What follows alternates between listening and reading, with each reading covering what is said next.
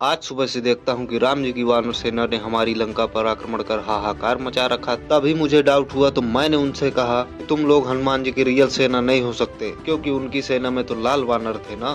तभी वहाँ से रिप्लाई आया कि तुम्हारी लंका भी कौन सी सोने की है, यहाँ तो गोबर ही गोबर दिख रहा है, दरिद्र प्राणी। तभी मैं देखता हूँ कि कुछ वानर मेरे बगीचे से अमरूद खाए जा रहे थे। मैंने जैसे ही उनको भगाया तो उनमें से एक पगलाकर बम्बुल की पत्तियां ही खाने लगा। तभी दूसरे ने बताया कि अरे उससे दातुन किया जाता है, खाया नहीं जाता।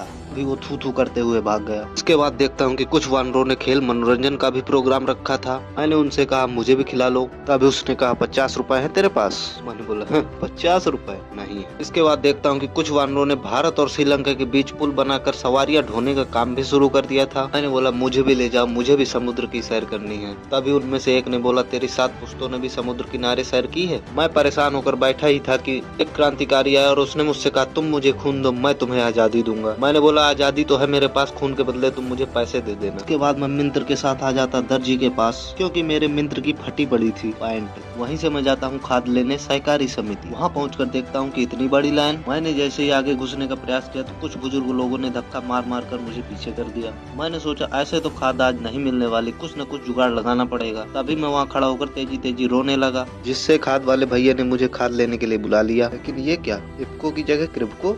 कहीं भैया ने मेरा चूतिया तो नहीं काट दिया? कुछ लोग यहाँ खड़े हुए माल का नजारा ले रहे थे तो मैंने भी चिल्ला दिया माल माल। अब पता नहीं पीछे खड़ी कुछ लड़कियां मेरे ऊपर जूते चप्पल की बारिश कर रही थी।